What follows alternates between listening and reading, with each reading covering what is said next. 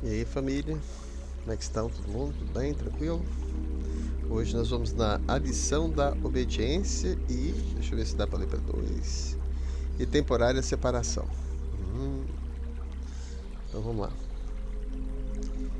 De novo reunida a família, Chico Xavier, fosse porque tivesse retornado à tranquilidade ou porque houvesse ingressado na escola, não mais viu o espírito da mãezinha desencarnada.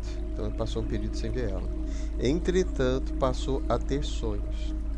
À noite, no repouso agitado, levantava-se do leito, conversava com interlocutores invisíveis e muitas vezes despertava pela manhã trazendo notícias de parentes mortos, contando peripécias ou narrando sucessos que ninguém podia compreender.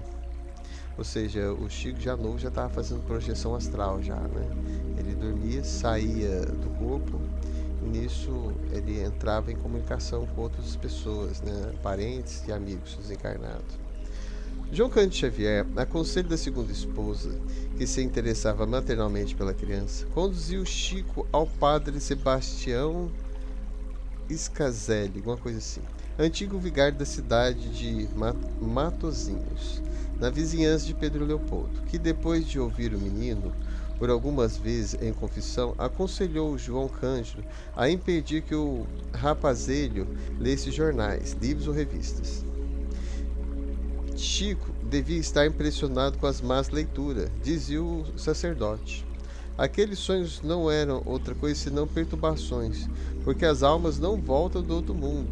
Isso é a visão católica, né? A gente não pode recriminar ninguém, não. É a visão que ele tinha e estava tentando ajudar também. Intrigado por ver que ninguém dava crédito ao que via e escutava em sonhos, certa noite rogou em lágrimas alguma explicação da progenitora, de quem não se esquecia. Dona Maria João de Deus apareceu-lhe no sonho, calma e bondosa, e o Chico deu-lhe a conhecer as dificuldades em que vivia. Ninguém acreditava nele, clamou. Mas o conselho maternal veio logo. Você não deve exasperar-se. Sem humildade é impossível cumprir uma boa tarefa. Mas, mamãe, ninguém acredita em mim. E tem isso, meu filho. Mas eu digo a verdade é de Deus. E Deus sabe o que faz, disse a generosa entidade. É bonito esse pedaço, não? A verdade é de Deus. E Deus sabe o que faz, disse a generosa entidade. Chico, porém, choramingou. Não sei se a senhora sabe. Papai e o padre estão contra mim. Diz que eu estou perturbado.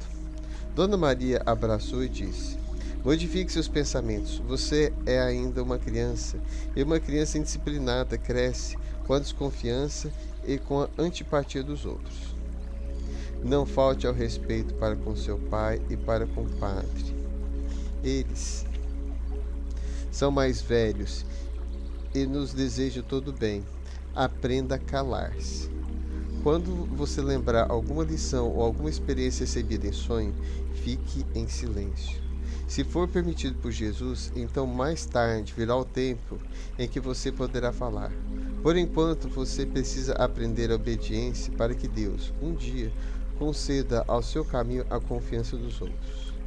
Desde essa noite, Chico calou-se, e Dona Maria João de Deus passou algum tempo sem fazer-se visível. Interessante, né? Agora nós vamos para a próxima. A próxima é temporária separação. Continuando os desequilíbrios de Chico, em janeiro de 1920, João Cândido Xavier, seu pai, pediu ao padre que fosse mais exigente com a criança no confessionário. O sacerdote concordou com a sugestão. Quando o vigário lhe ouvia as referências sobre as rápidas entrevistas com Dona Maria João de Deus, desencarnada desde 1915, falou-lhe francamente: Não, meu filho, isso não pode ser. Ninguém volte a conversar depois da morte.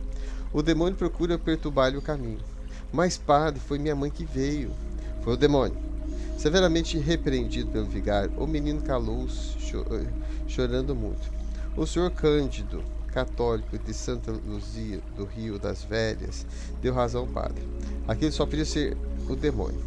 Chico refugiou-se no carinho da madrasta, alma compreensiva e boa. E Dona Cidália lhe disse: Você, você não deve chorar, meu filho. Ninguém pode dizer que você esteja perseguido pelo demônio. Se for realmente uma mãezinha, se for realmente sua mãezinha que veio conversar com você, naturalmente isso acontece porque Deus permite. E Deus, estando no assunto, ajudará para que tudo isso fique esclarecido.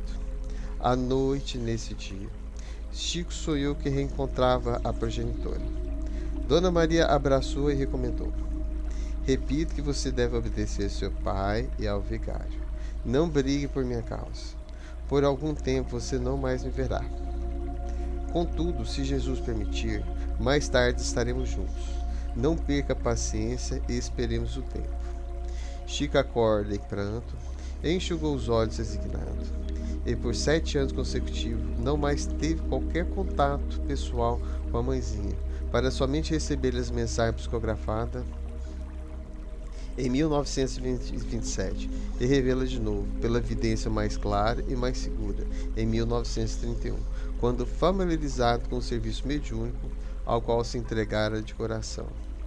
Aí você vê a interferência do plano espiritual, que ela teve que afastar para não atrapalhar a infância dele, né? Ele muito criança, ele não compreendia o que ocorria, e como deve ter sido doído para o coração da mãe falar isso para o filho, né, na situação daquela, mas como eles enxergam e entendem muito maior a tarefa daquele grande médium que seria, né, eles tudo se passou, porque a mediunidade na realidade do Chico transbordava dele, ele via, sentia, ele fazia projeção muito fácil, porque era algo que ele já tinha conquistado, não naquela vida recém, né? Mas sim já vinha de outras eras, que aquele corpo, aquele espírito já era preparado, então aquilo já estava, era natural do espírito dele. Fazer projeção para ele devia ser coisa mais fácil. E igualzinho o filme que fizeram dele, né? Comentando sobre outros detalhes que nessa biografia não comenta, que ele novinho já falava com espíritos e passava mensagem falando sobre assuntos médicos, né? Assim mostrando o filme. Então, assim, é algo espontâneo, que eu acredito, assim, que todos nós, no futuro não muito longe, vai ser um dom natural de todos nós. E não vai ser algo sobrenatural, vai ser algo natural, o contato conosco, com o outro lado. Bom, gente, hoje foi a lição da obediência e depois teve a temporária separação.